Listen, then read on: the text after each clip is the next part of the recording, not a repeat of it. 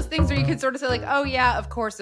But my challenge is to really like stop and look at any given day or couple days and see just how many interruptions do you have? How much time are you spending like trying to do some various different tasks that are not talking to a customer, where either someone's pinging you with a question or you're asking a question or you're doing a process, but it takes you probably longer than it should.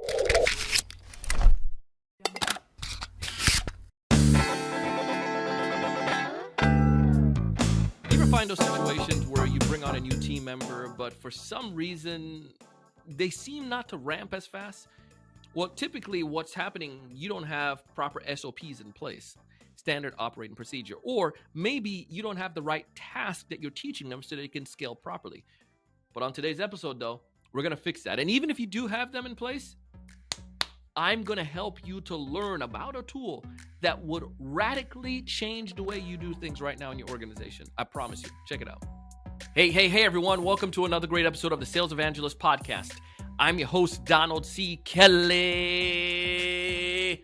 the Sales Evangelist. And I'm so excited for another great episode. I'm so excited to be here with you today. And on this episode, I'm bringing on an amazing guest. Her name is Jennifer Smith, and she runs an organization called Scribe. And Jennifer is going to teach us how we can make sure that we're scaling our organization, bringing on team members properly, and helping those team members to thrive and to succeed.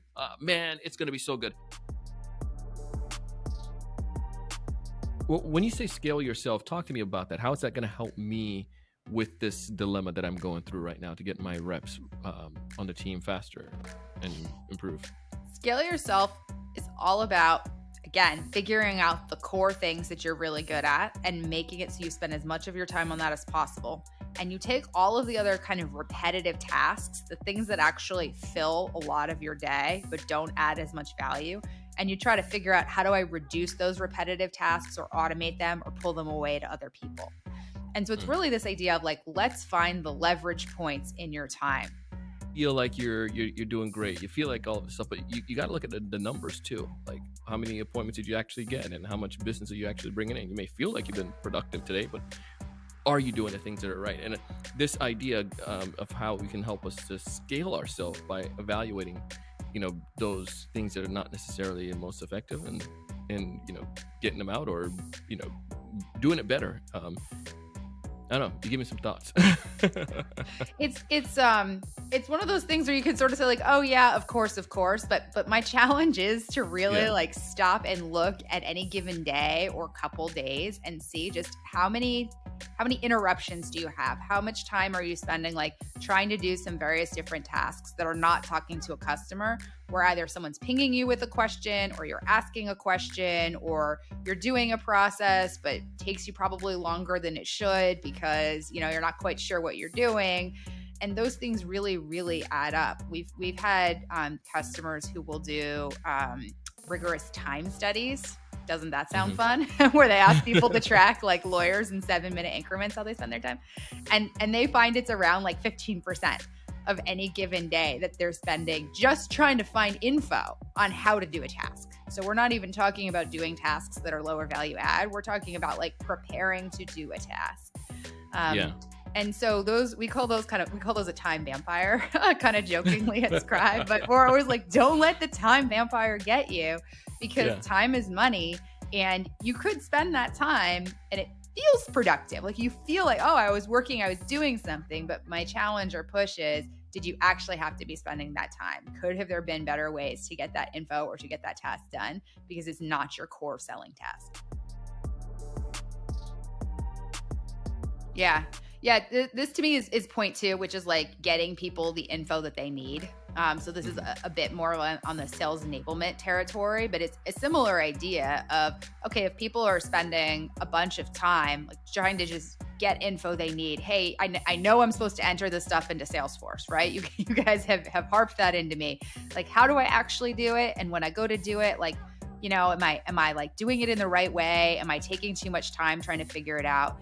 And so how do you just get the right info to people at the moment that they need it at the right time? Whether it's a new rep and you're trying to reduce ramp time for that rep, or whether it's like, frankly, your best performing rep who's been there for 5 years, right? But you're still trying to take away all that time vampire and make it so they can spend as much time as possible on the core task. So that's getting people the things they actually need.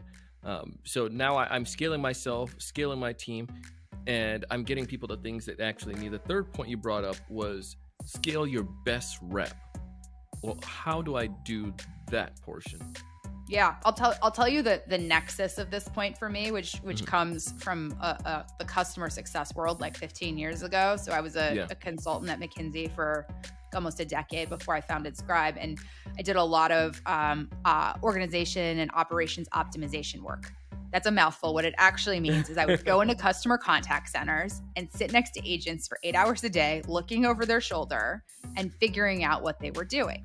And the name of the game is you figure out who are the best people, what's the top 20% of people in that contact center, in that customer care center, and what are they doing differently than everyone else? And then what you try to do is bring all of your quartiles up a quartile to try to match that performance, right? So I would literally find the best rep in that center and say like, hey, Gilbert, you're my new best friend. Like, what are you doing differently, Gilbert?